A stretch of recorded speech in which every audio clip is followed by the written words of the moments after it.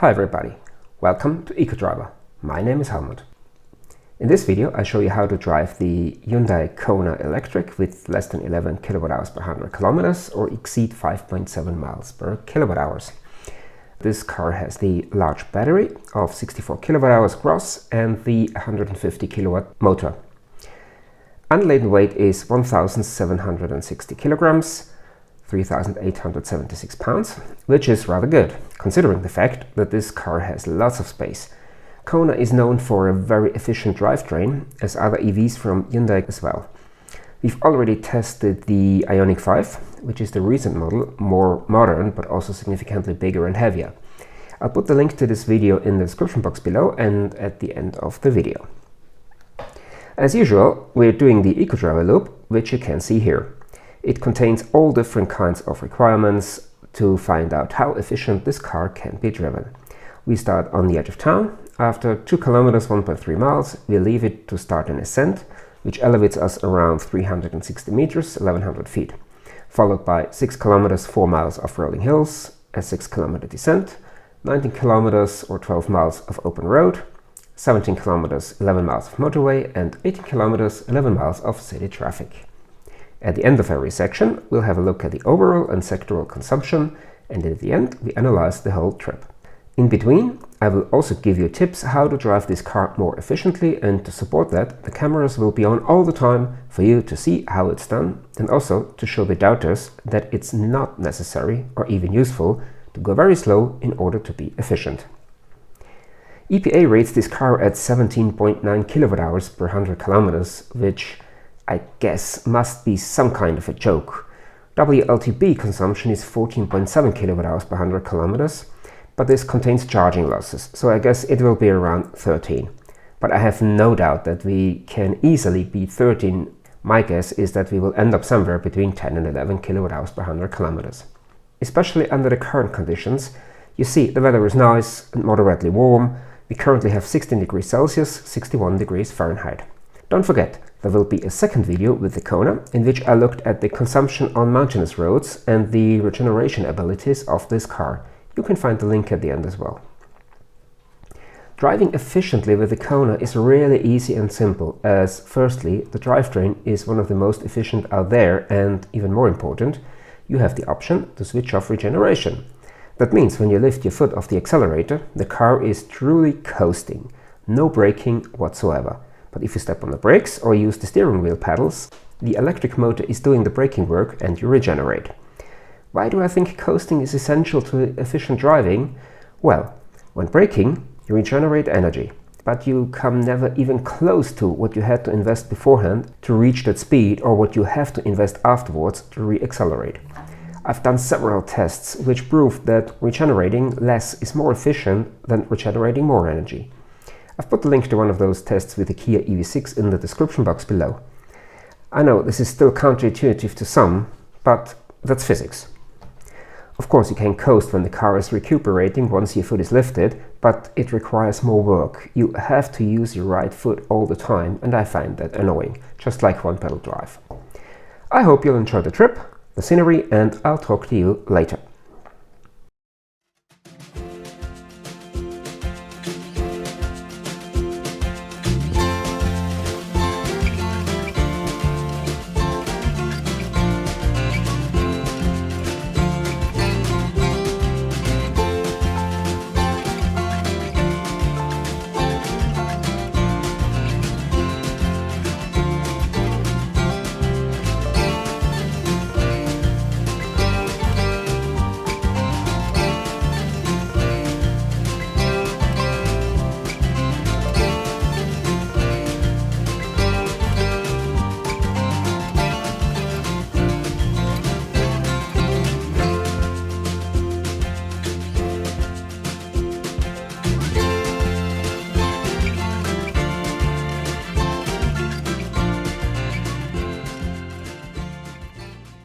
At the end of the hill climb, we have 31.9 kWh per 100 kilometers, which is significantly better than any other EV we've done so far on Ecodriver.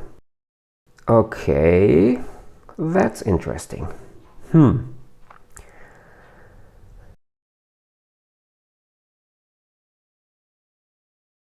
Well done, boys. There are some basic rules for driving efficiently, irrespective of what kind of drivetrain you have. One of which is, I call it, playing with the road. When it's going uphill like here, then avoid accelerating, maybe even reduce the speed slightly. Once it flattens or goes down, then we can re-accelerate with much less energy needed. You see here, we have a 40 km/h speed limit. Once we hit the tipping point, we can get a bit faster, and because this car is coasting, we accelerate by virtually doing nothing. The car accelerates by gravity alone. Here we have a speed limit of 50 km/h and we are coasting along with minimal effort.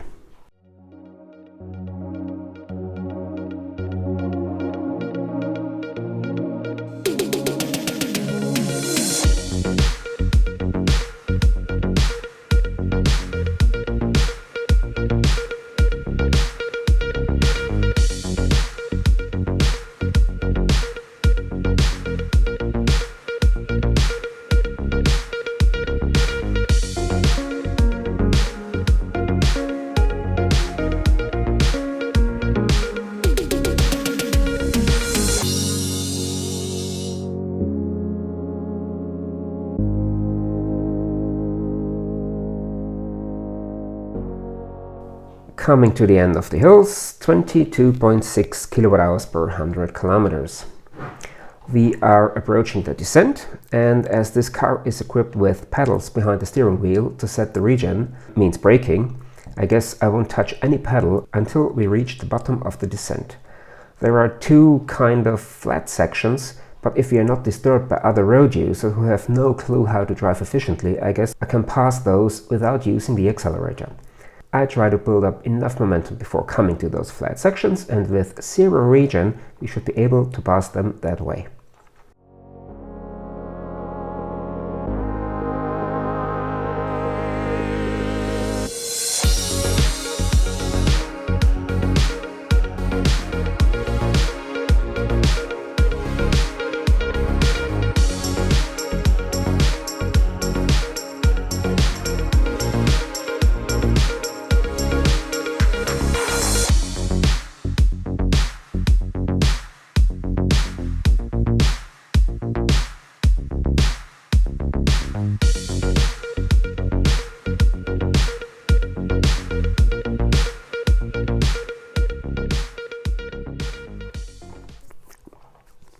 We are back to the starting altitude and we have 10.2 kWh/100 km. One thing that's good with the Kona is that you brake with your foot, that car still recuperates. Ioniq 5, for example, is different. Level 0 there is supposed to be used to clean and occasionally use the friction brakes so that they don't start to rust. Only after 10 touches of the brake pedal, regen is active. Personally, I prefer the way Kona works, and there are other ways to protect the mechanical brakes as other manufacturers show.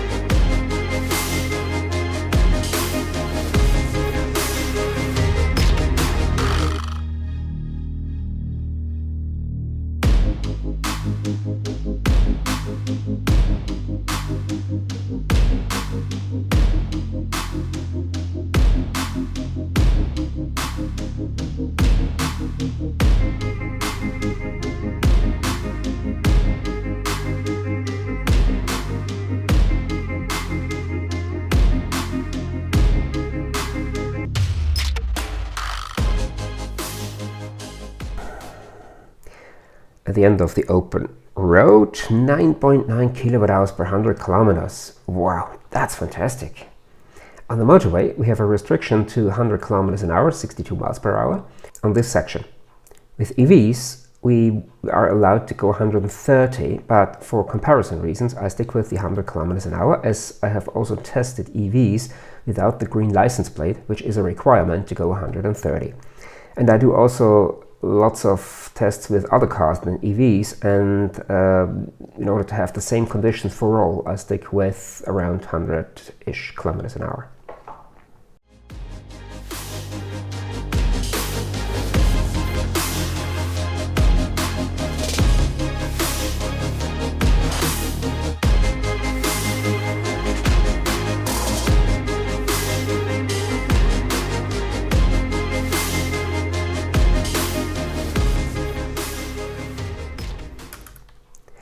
We've reached the end of the motorway, and here we have 11.1 kilowatt hours per 100 kilometers. At the final section of this test in the city, it's vital to try to keep the car in motion. Accelerating from a standstill is the most energy consuming part of the ride, and therefore you should avoid this as much as possible.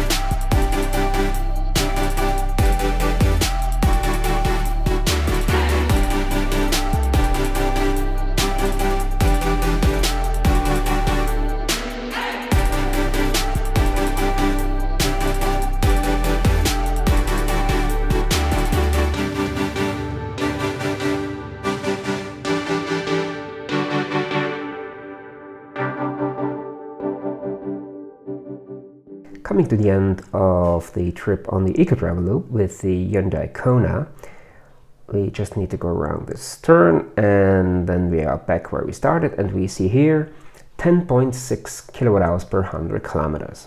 And now the analysis. Well, that was interesting with the Hyundai Kona. Let's have a look at the overall and sectoral consumptions. You see here, especially interesting, we see at the open road section below 10 kilowatt hours per 100 kilometers, and in the city 9.0 kilowatt hours per 100 kilometers. I'm really impressed by that. And overall 10.6, that's a fantastic result. If you put this in perspective compared to other vehicles, And you see here this table, you see a lot of blank lines. Those blank lines are EVs I've already tested for my German channel, but not yet translated to English. So they will come over the next couple of weeks. And they are in order of, you see here on the right, the weight-specific consumption. That means kilowatt hours per 100 kilometers per 100 kilograms of weight. And this shows basically how much this vehicle consumes in relation to its weight. And we see here the Kona is second with 0.602 kilowatt hours per 100 kilometers per 100 kilograms of weight. Only at the moment beaten by another vehicle. And if you want to know which car this is and which ones the other cars in this table are, then feel free to subscribe to this channel, and then you won't miss any new video. We see here, yeah, the weather was nice. We had the winter tires on, and you see the details of the car, of the trip.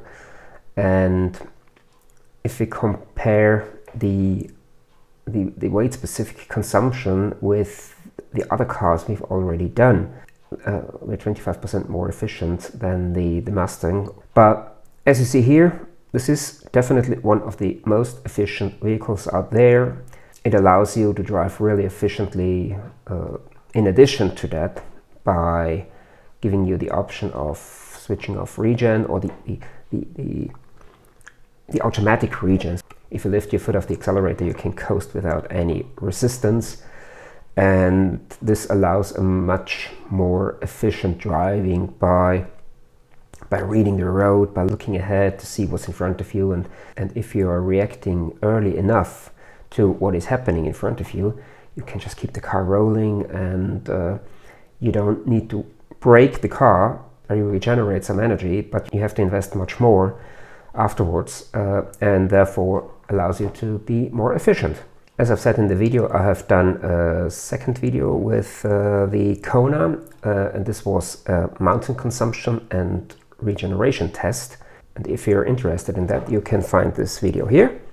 And here you can see the test with the Hyundai Ioniq 5. And if you're generally interested in what I'm doing, feel free to subscribe to this channel. And if you hit the notification bell, you won't miss any new video. That's been it for the Kona. Thanks for watching. Take care and see you next time.